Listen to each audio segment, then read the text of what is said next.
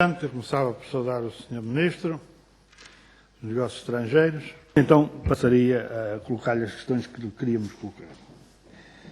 Sr. Ministro, esta audição a requerimento do Grupo Parlamentar do PCP foi aprovada na Comissão de Agricultura e Mar de 6 de março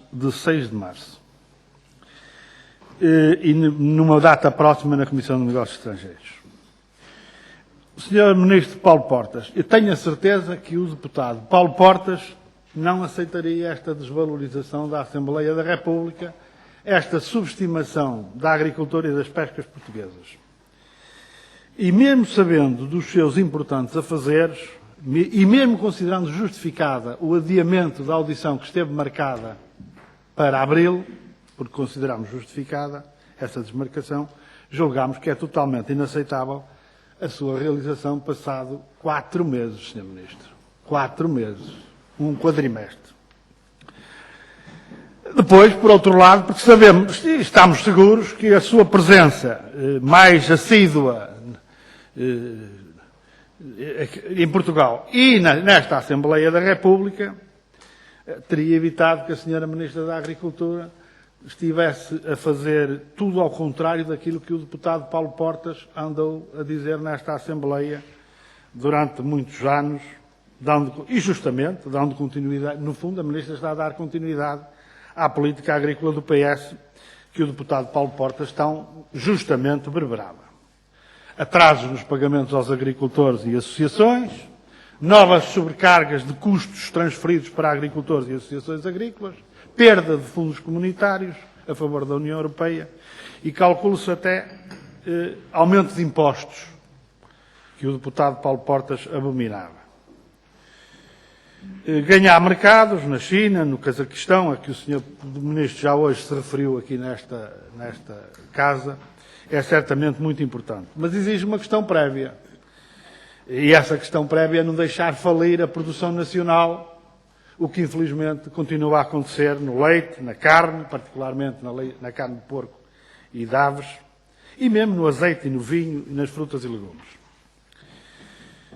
Sr. Ministro dos Negócios Estrangeiros, vezes demais a agricultura e as pescas portuguesas e não só foram sacrificadas nos acordos de comércio bilaterais e multilaterais da União Europeia. Estes e outros setores produtivos têm sido moeda de troca na União Europeia.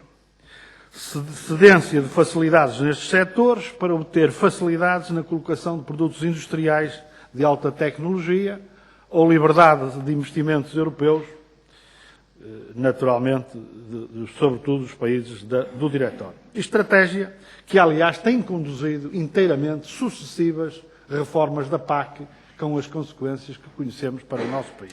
E também as próprias negociações na Organização Mundial do Comércio. Isto é, a União Europeia sacrifica a nossa lavoura e outros setores a troco dos ganhos da Alemanha e de outros.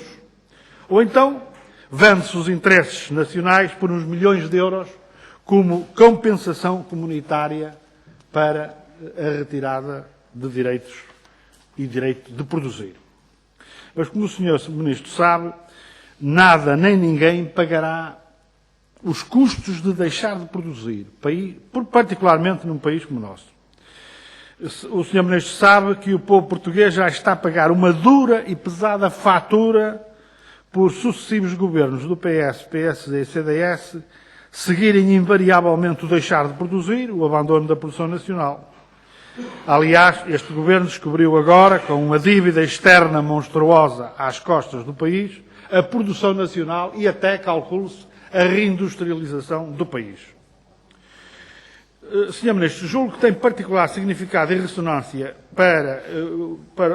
mesmo para o Sr. Ministro, o que alguém escreveu um dia destes, há uns meses aqui atrás, numa revista de uma confederação agrícola. Um editorial do Luís Mira, secretário-geral da CAP, que diz o seguinte: acorda Europa.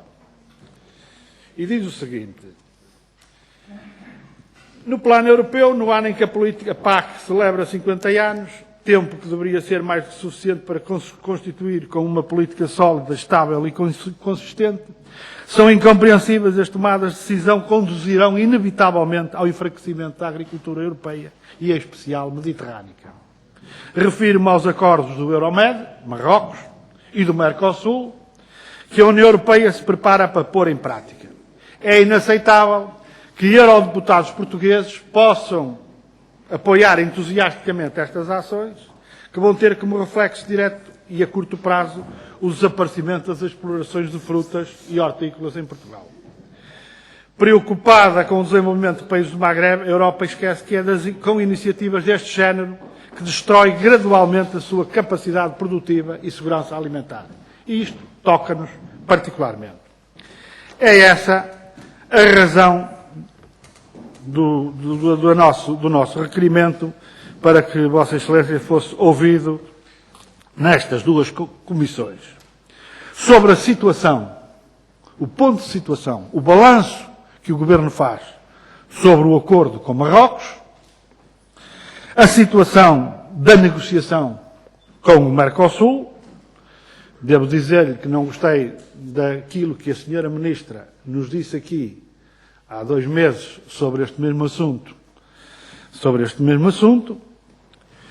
e também, para lá daquilo que o Sr. Ministro já hoje referiu aqui na primeira audição que foi realizada, naturalmente gostaria de conhecer com mais rigor e desenvolvimento o problema da penalização dos vinhos portugueses e de outros produtos, o Sr. Ministro certamente será capaz de nos dizer se há outros, pelo Brasil, do que é que está em curso na União Europeia e ao nível do país para que isso não aconteça.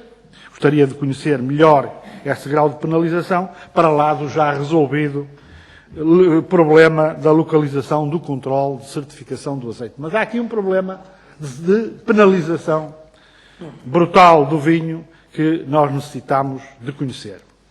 E, finalmente, Sr. Ministro, gostaria ainda de lhe fazer uma pergunta ligada com um outro produto agrícola, que é o açúcar. Neste momento, uma parte das nossas refinarias estão a braços com dificuldades de matéria-prima, de ramas.